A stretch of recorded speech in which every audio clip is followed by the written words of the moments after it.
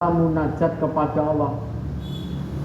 Nek saat susah, sedang sakit, sedang habis di PHK, cari pekerjaan sulit, dagangan tidak laku-laku, cicilan jalan terus.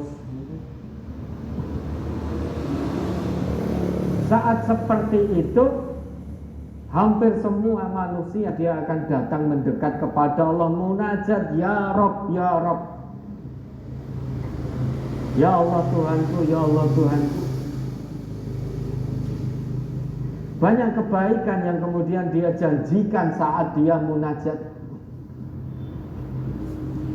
Sekira tahu sholat, tiba-tiba sholat. Yang tidak pernah terkejut, tiba-tiba tahajud. Yang tidak pernah sholat duha, tiba-tiba sholat zuha. Sing biasanya sujudnya jentak-jentik, panjang sekali sujudnya. Yang biasanya habis sholat wajib zikir, tiba-tiba zikir jadi khusyuk sekali. Bisa dikatakan air mata menjadi kering, banyak nangis kepada Allah. Tetapi tiba-tiba summa idza khawalnahu ni'matan minna qala innama utituhu ala ilmin. Begitu dia dilepaskan oleh Allah dari kesulitannya, tiba-tiba menyombongkan diri dengan mengatakan innama utituhu ala ilmin. Aku bisa lepas dari kesulitan ini itu karena kepandaianku. Daganganku jadi laris manis laku keras itu karena kepandaianku. Hutangku yang sekian puluh juta bisa lunas itu karena kepandaianku. Aku bisa jadi sehat bugar begini karena kepandaianku menjaga kesehatan. Aku bisa diterima bekerja di tempat itu karena kepandaianku. Aku bisa diterima di universitas itu karena kepandaianku. Padahal dulu nangis gugup mohon kepada Allah, ya Allah besok jatuh tempo ya Allah. Saat ini 1.000 rupiah pun aku tidak pegang ya Allah, kemana saya harus mencari? Padahal ini saya nagih kejem-kejem ya Allah, kemana saya harus mencari? Hamba mohon ya Allah, tunjukkan jalanmu ya Allah. Jika engkau betul-betul selesaikan masalahku ini, aku akan menjadi hambamu yang paling soleh. Semua janji diucapkan. Jika engkau selesaikan masalahku ini ya Allah, hamba janji akan bangun setiap sepertiga malam istiqomah tahajud ya Allah. Hamba janji akan puasa Senin Kamis. Bahkan demi Allah ya Allah, hamba janji akan puasa. Kenapa lagi butuh kepada Allah? Begitu Allah selesaikan lali kabeh. Seolah-olah dulu tidak pernah munajat, tidak pernah nangis kepada Allah agar Allah menyelesaikan semua kesulitannya. Susah ya, baik dalam keadaan berbaring, keadaan duduk, keadaan berdiri, mau tidur atau sedang berkendara, itu terus ingat Allah. Keluar dari lisannya kalimat-kalimat thayyibah, terus memohon kepada Allah, berdoa kepada Allah. Begitu Allah selesaikan ujian kesulitan, marrah, dan kembali seperti semula. Ya corone dalam bahasa kekinian itu kembali ke setelan pabrik gitu. Dulu ketika belum diuji sulit, lupa kepada Allah, tidak mendekat kepada Allah. Begitu diuji dengan kesulitan, seolah-olah dia menjadi hamba Allah yang paling soleh di muka bumi ini. Karena tidak ada detik yang terlewat kecuali dia dekat kepada Allah. Baik dengan berbaring, berdiri, duduk. Begitu Allah selesaikan ujiannya, sudah Allah ditinggal. Jadi saat dirundung malam, Allah dipanggil-panggil, Ya Rabb, Ya Rabb, Ya Rabb. Tetapi ketika kemalangan itu dihilangkan oleh Allah, dengan serta-merta secepat kilat Allah dilupakan, Allah ditinggalkan.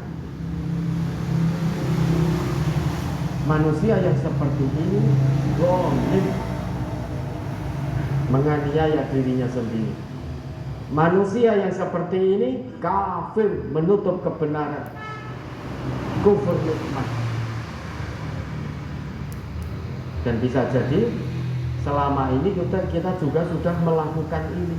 Naudzubillah, saat sulit, saat malang merundung, kita dekat sekali kepada Allah. Waktu Covid itu siapa yang tidak dekat dengan Allah? Pas Covid ngomong, Ya Allah, segera angkat Covid, Ya Allah, hamba sudah rindu untuk ngaji, Ya Allah.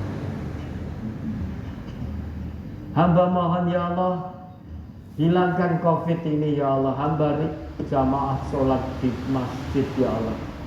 Alah.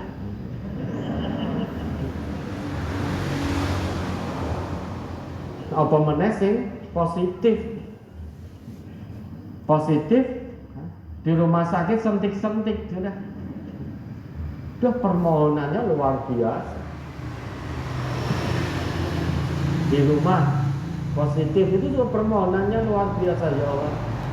Angkat Covid ini, Ya Allah. Agar hamba bisa segera jamaah ke masjid, bisa ngaji, ketemu saudara-saudara muslim kami, ketemu saudara-saudara ngaji kami, agar kami bisa beramar ma'ruf nahi mungkar lagi. Kan janjinya baik-baik semua. Ini loh sudah aman kondisinya. Kemana gerangan? Apa yang dulu dia janjikan? Lalai, coba diingat itu Yunus ayat 12.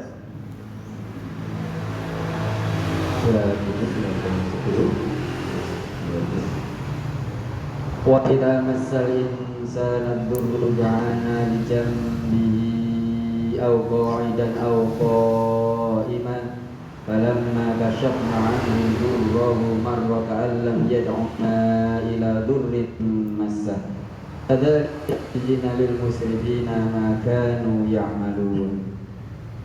Dan apabila manusia ditimpa bahaya, dia berdoa kepada kami dalam keadaan berbaring, duduk atau berdiri. Tetapi setelah kami hilangkan bahaya itu daripadanya, dia kembali melalui jalannya yang sesat, seolah-olah dia tidak pernah berdoa kepada kami untuk menghilangkan bahaya yang telah menimpanya. Begitulah orang-orang yang melampaui batas itu memandang baik apa yang selalu mereka kerjakan. Iya kan? Saat susah, ini sing diilingi mong Gusti Allah. Jadi dalam benaknya hanya Allah, Allah, Allah. Saat susah.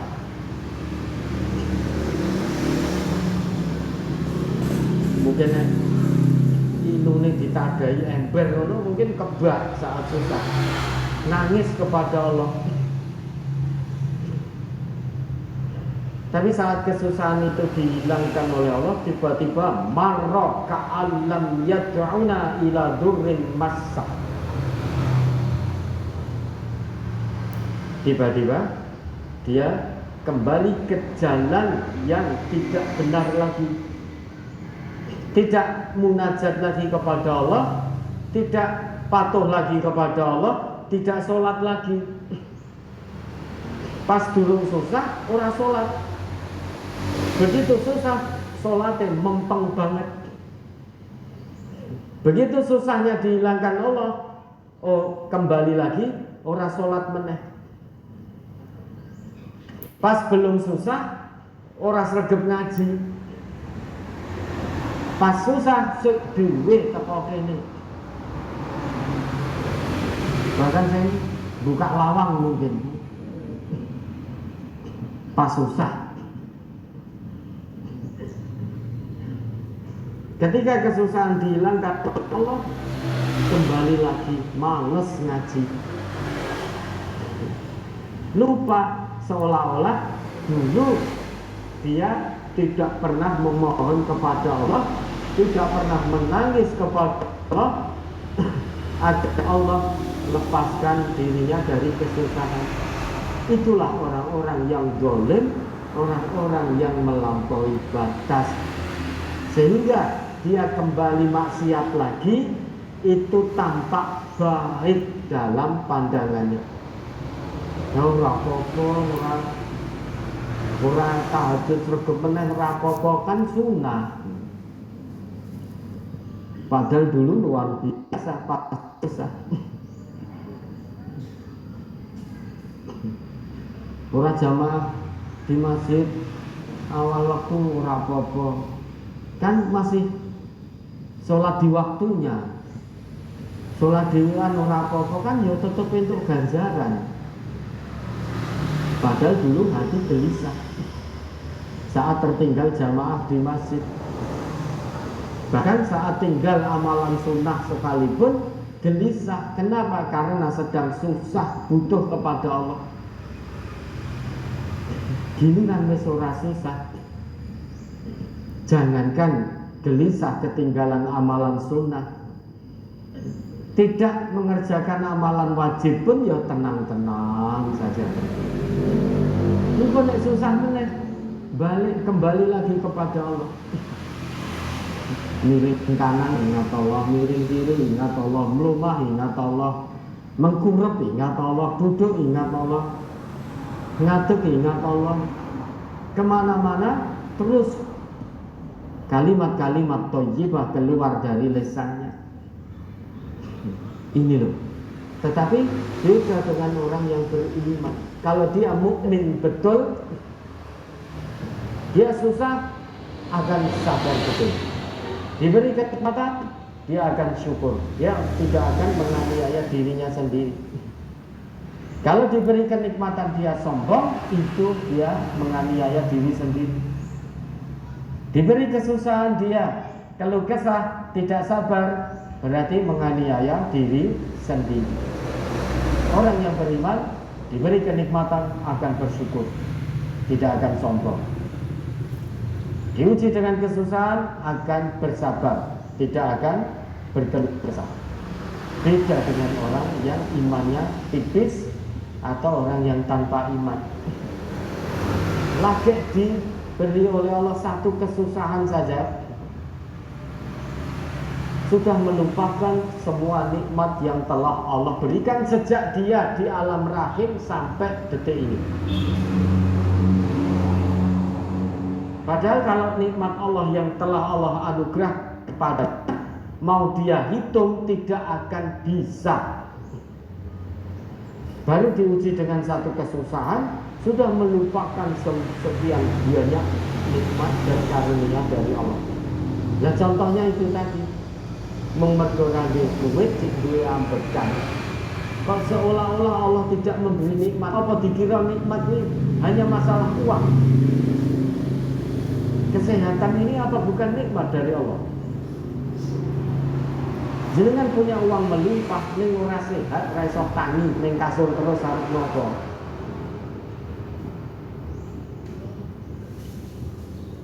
Jadi mukmin yang cerdas.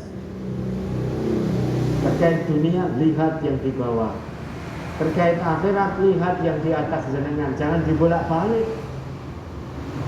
Terkait akhirat, melihat yang di bawah. Terkait dunia, melihat yang di atas kita. Itu pola pikir terbalik. Maka orang beriman tidak akan menganiaya, tidak akan menzalimi dirinya dengan kufur nikmat. Itu kalau imannya sodik. Nek imannya palsu, dia akan kufur nikmat, maka dia akan menganiaya dirinya sendiri. Itu iman palsu. Iman yang mutarodid, ragu-ragu, yakin betul pada Allah apa enggak ya? Nek ayatnya cocok yakin, nek ayatnya enggak cocok dia tinggalkan. Itu iman yang bohong, kadzib, mutarodid, ragu-ragu.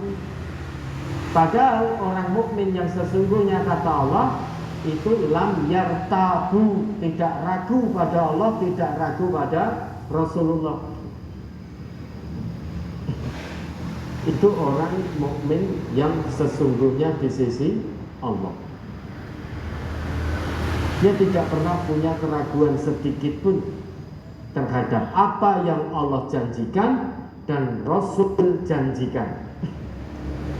Bukankah Allah mengatakan innamal mu'minuna alladzina amanu billahi wa rasulihi tsumma lam yartabu. Pakai adat hasr innama. Kalau kita artikan, jika tidak demikian maka tidak. Ada orang ngaku iman, tapi kok meragukan sedikit saja terhadap apa yang Allah janjikan dan Rasul janjikan, maka imannya bermasalah, imannya bisa berantakan. Kalau dia betul-betul ngaku iman kepada Allah dan Rasulnya, dia buktikan yakin betul kepada Allah dan Rasul tanpa keraguan sedikit pun. Jadi cong tenan dalam keimanan. Itu iman yang shadiq. Kalau ragu-ragu atau imannya kadzib, berarti dia telah menganiaya dirinya sendiri, menzalimi dirinya sendiri. Kenapa? Karena meragukan Allah, meragukan Rasulullah. Ya, ada lagi. Ini jam 11 ya, kita ada jadwal langsung live report ini dari Gaza ya. Jadi kita akan mengetahui secara pasti informasi langsung dari Gaza sana. Mudah-mudahan informasi ini semakin meningkatkan rasa syukur kita kepada Allah, meningkatkan keimanan dan ketakwaan kita kepada Allah, semakin meningkatkan rasa persaudaraan kita yang satu tubuh sesama muslim dimanapun berada. Ya, mari kita berikan waktu pada rekan-rekan dari media untuk menyapa narasumber kita yang langsung dari Gaza. Mari silakan. Baik, saudaraku pemirsa channel Terpilih Media TV di manapun Anda berada, alhamdulillah atas izin dan ridho dari Allah Subhanahu wa taala, kita akan segera terhubung dengan relawan Mercy langsung dari jalur Gaza di Palestina. Ada rekan Fikri Rofiul Haq dan juga Reza Aldila Kurniawan dan Farid Sansabil Al Ayubi. Kita sapa beliau. Assalamualaikum warahmatullahi wabarakatuh. Waalaikumsalam warahmatullahi wabarakatuh. Alhamdulillah, kabar baik dan sehat semua di sana? Ya, alhamdulillah kami relawan tadi dalam keadaan baik. Baik. Boleh diceritakan posisi saat ini di sebelah mana ini di jalur Gaza? Ya, saat ini kami berada di posisi kota Bethlehem di jalur Gaza Utara, dan saat ini saya berdiri di dalam rumah sakit Indonesia. Baik, boleh diceritakan sedikit kondisi terkini dari rumah sakit Indonesia yang ada di sana dan aktivitasnya saat ini? Ya, memang perlu diketahui sampai detik ini pihak militer Zionis Israel masih terus membombardir ke jalur Gaza banyak sekali korban-korban jiwa yang sampai sekarang masih terus dilarikan ke rumah sakit yang ada di seluruh jalur Gaza, termasuk rumah sakit Indonesia. Dan kami mendapatkan update terkini dari Kementerian Kesehatan Palestina bahwa 9.300 lebih korban meninggal ataupun syahid, dan 3.700 diantaranya adalah anak-anak, dan juga 2.300 lainnya perempuan, dan 500 lebih dari kalangan lansia. Dan untuk korban luka-luka juga sudah mencapai lebih dari 25.000, di mana mayoritas mereka adalah anak-anak dan juga perempuan. Dan juga kami terus mendapatkan update dari Rumah Sakit Indonesia tempat saya berdiri saat ini. Setidaknya 1.400 korban meninggal dilarikan ke Rumah Sakit Indonesia, dan juga 60-80% mereka adalah anak-anak dan juga perempuan. Dan juga korban luka-luka juga yang ditangani oleh Rumah Sakit Indonesia juga mencapai 4.000 lebih. Dan memang kami tim Mercy yang ada di jalur Gaza di Rumah Sakit Indonesia sampai saat ini masih terus usahakan memberikan bantuan-bantuan kepada masyarakat yang ada di sini, dan terkhusus di Rumah Sakit Indonesia. Namun beberapa hari yang lalu memang kami biasa beristirahat di Wisma Dr. Jose Rizal yang masih satu lingkungan dengan Rumah Sakit Indonesia. Namun saat Rumah Sakit Indonesia, karena keadaan di luar area Rumah Sakit Indonesia benar-benar sangat mencekam. Beberapa kali pihak militer Zionis Israel melancarkan ke area di luar area Rumah Sakit Indonesia, memang jaraknya berdekatan, sehingga saat ini di belakang saya juga terlihat banyak sekali kerusakan yang dialami oleh Rumah Sakit Indonesia dan juga Wisma Dr. Jose Rizal tempat kami berada saat tempat kami beristirahat biasanya. Ya, baik. Ini kami dari Yayasan Majelis Tafsir Al-Quran setiap Ahad pagi menyelenggarakan kajian umum yang dihadiri lebih dari 7.000-8.000 jamaah insya Allah. Dan saat ini sedang mencermati perkembangan lewat reportase yang Anda sampaikan. Dan berkenan untuk berdialog langsung beliau Al-Ustaz Nur Khalid Saifullah LCM untuk bisa bertanya dengan reportase. Boleh disampaikan, silakan Ustaz. Baik, assalamualaikum warahmatullahi wabarakatuh.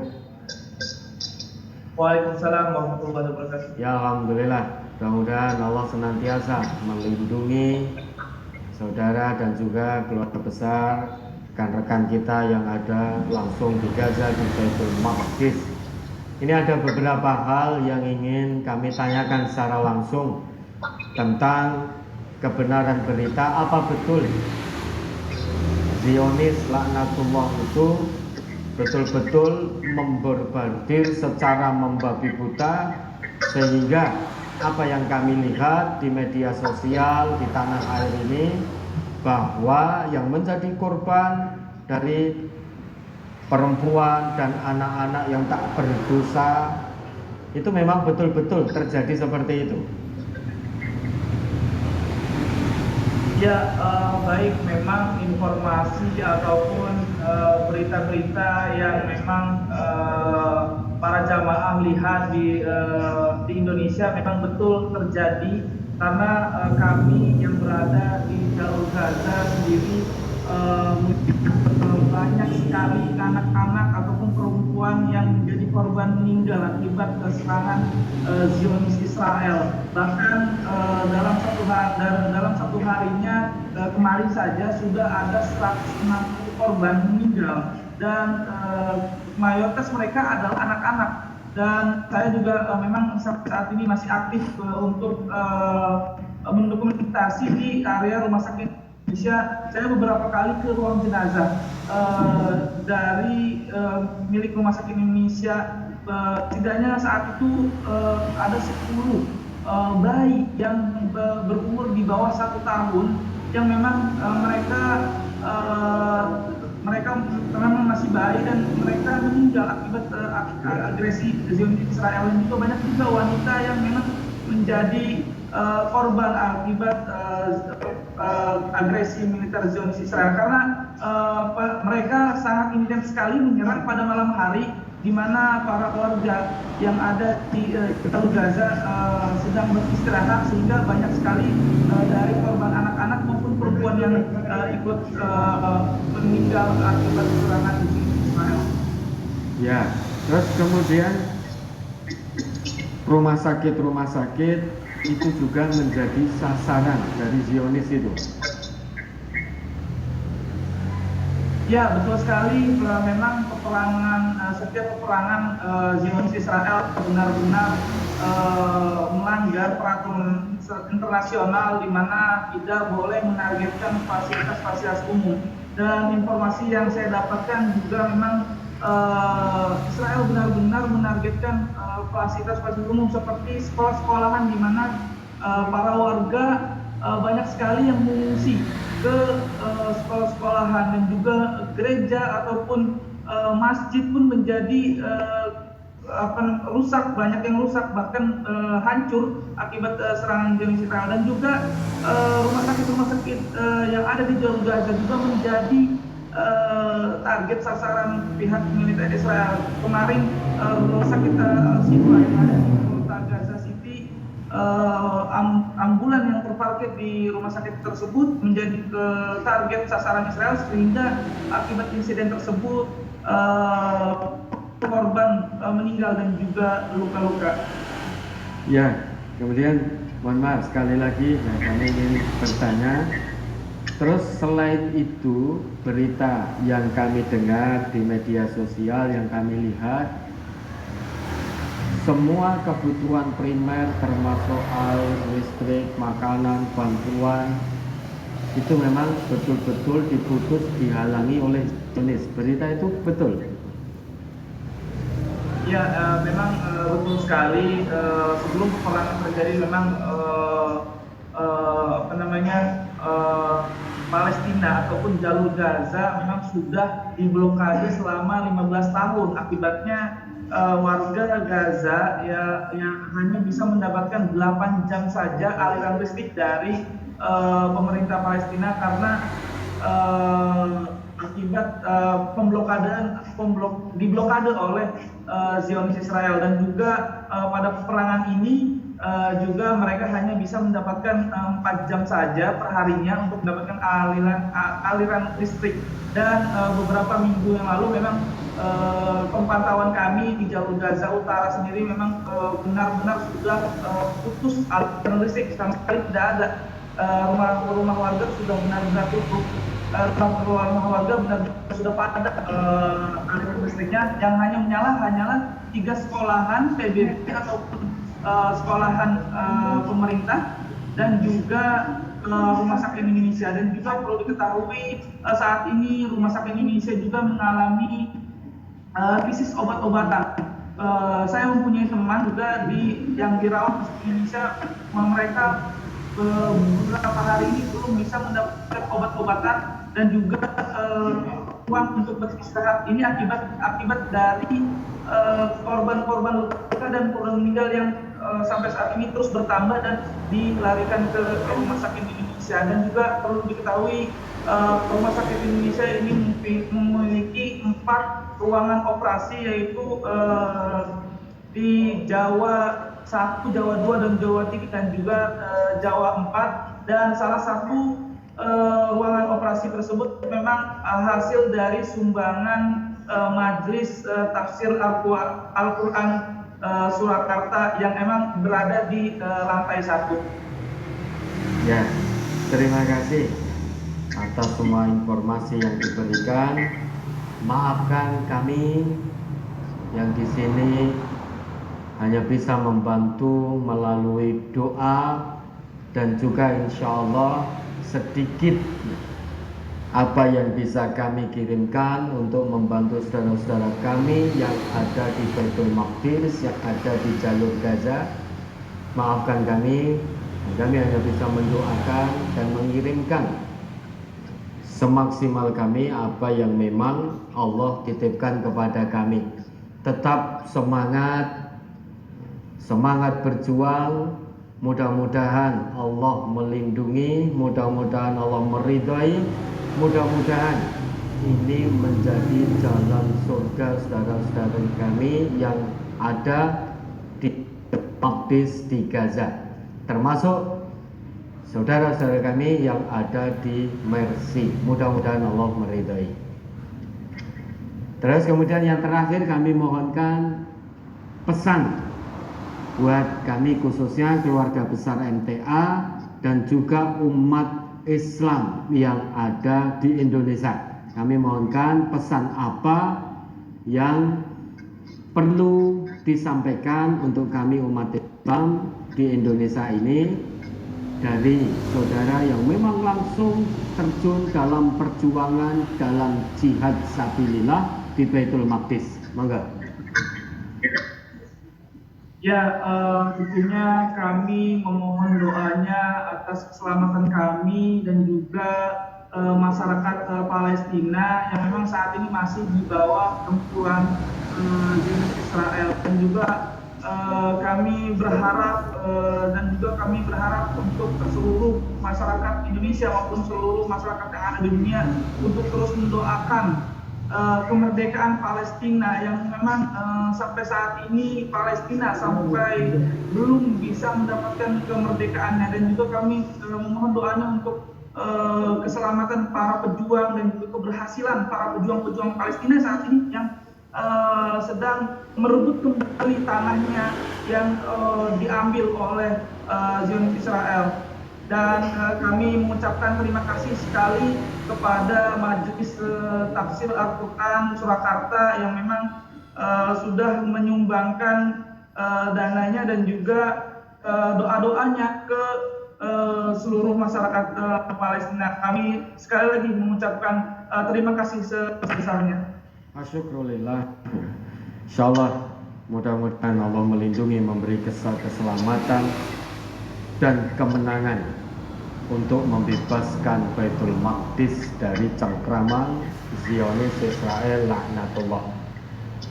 Tetap semangat, tetap ikhlas dalam berjuang, dalam berjihad membela kepentingan agama Allah. Mudah-mudahan Allah meridai. Kami kembalikan kepada Mas Tony. Monggo.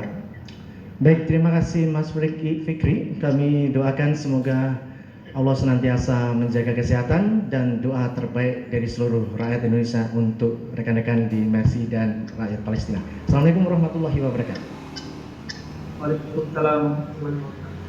Baik pemirsa, bagi Anda yang ingin menyalurkan donasi untuk saudara-saudara kita yang ada di Palestina, Anda bisa mencatatnya untuk bisa disalurkan di Bank Syariah Indonesia di kode bank 451, nomor rekening 2234234111 atas nama Yayasan Majelis Tafsir Al-Quran, ataupun di UBS MTA dengan nomor rekening 1101100822 atas nama Suminto QQ Palestina. Untuk konfirmasi setelah transfer, Anda bisa langsung ke nomor 0812298226 dengan Ustadz Sunarjo.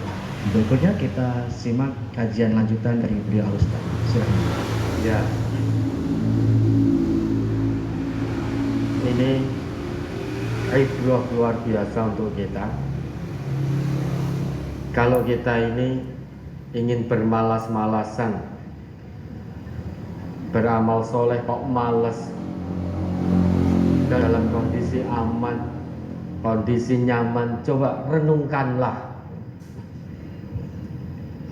Dengan makanan ada, minuman ada, air ada, listrik juga alhamdulillah ada.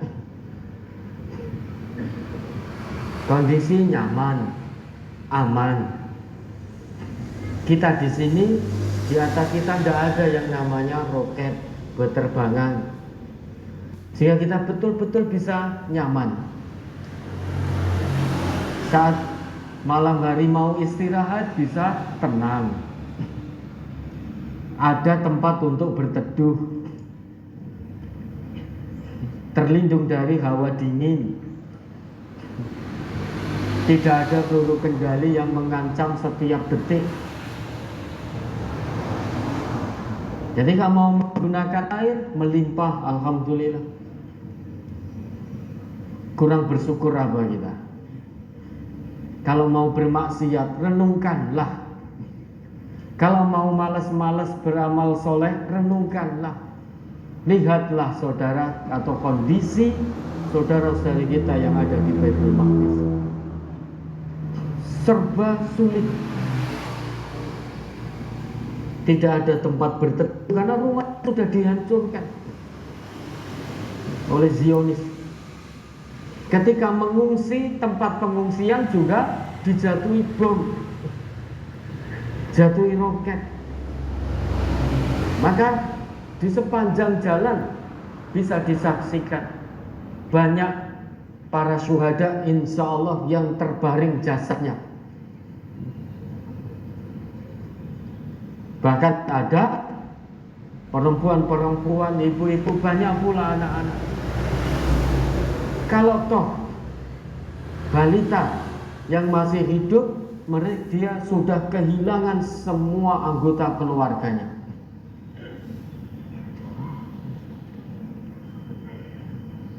Kalau perut terasa lapar, sulit untuk mencari makan.